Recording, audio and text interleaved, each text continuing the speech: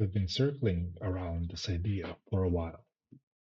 Why do people find it so compelling when someone speaks with confidence about their personal worldview as if it were an objective truth?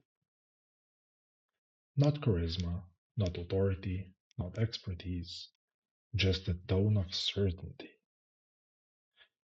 There's something almost magnetic about it. And if you listen carefully, you notice a strange pattern.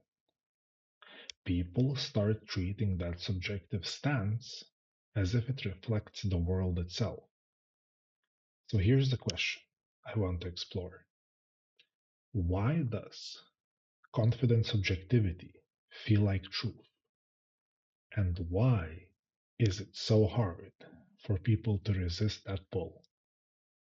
The way I personally see it is someone thinks I feel ignored, and almost without noticing, it turns into people don't care anymore. Or someone else thinks I feel anxious around others, which quietly becomes into something is wrong with society. And what starts as an internal reaction turns into a statement about how things are. This is what is called a collapse. The mind fusing internal experience with external reality. And once that collapse happens, a confident speaker doesn't sound like a person describing a perspective. They sound like someone describing the world. And at this point, I'd like to split the listeners into two broad types to emphasize the structural difference in how people respond here. So, some people are more prone to this collapse. When they hear a confident claim that matches how things already feel to them, it registers as confirmation. It feels familiar, it feels obvious, it feels right. And that sense of recognition quietly takes the place of evidence. For most of us, that's the default setting. Other people, less common, but not categorically different, have a habit of pausing before that fusion happens. When they hear a confident claim, there's an automatic separation that kicks in. This is how this person sees things versus this is how things actually are. And that separation is subtle. It's not instinctive, it has to be learned. And this brings me to something that blew my mind somewhat. So, introspective awareness, not thinking about your thoughts in a vague sense, but something much more specific. It's the ability to notice where an interpretation is coming from before treating it as fact. There are three pieces to this. So, first is being able to notice whether a thought is coming from an emotion, a habit, fear, memory, or irritation. Most people don't see that step. The thought just arrives fully formed. Let me give you a simple example. So, you send a message to someone and they don't reply for a few hours or more. You feel that familiar tightening, and almost immediately a story appears. They're losing interest. They don't really care. Nothing external really changed. What changed was an internal state. But because that feeling is strong, it gets treated as information about them, not information about you. And that's the collapse in real time. And once that collapse is in place, something else becomes possible. So, meaning making essentially gets outsourced. Trying to understand your own experience takes effort. It involves uncertainty, incomplete explanations, and patience.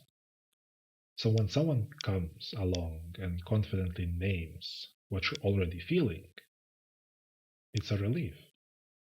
A confident speaker becomes kind of a cognitive shortcut of a sort. Here's an example. So someone feels disconnected, isolated, unsure how to make sense of their social experience. Then a confident voice online says, "We're living through a male loneliness epidemic." And that framing suddenly clicks.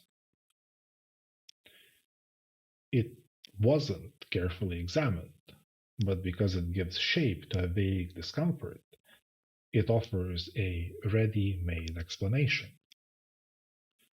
And once you adopt that explanation, you don't have to sit with the raw experience anymore. You already know what's going on.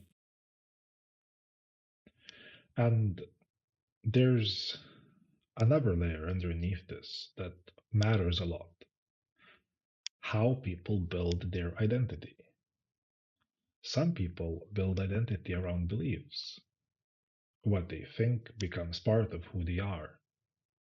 So when a belief is challenged, it doesn't feel like a neutral update. It feels personal, like something is being threatened. That creates a strong pull towards confident worldviews. Certainty feels stabilizing. Other people build identity around methods, how they think, not what they currently believe. For them, changing a belief doesn't feel like losing ground. It feels like refining a tool almost. They're less attached to conclusions and more attentive to structure. They don't need a worldview to feel settled.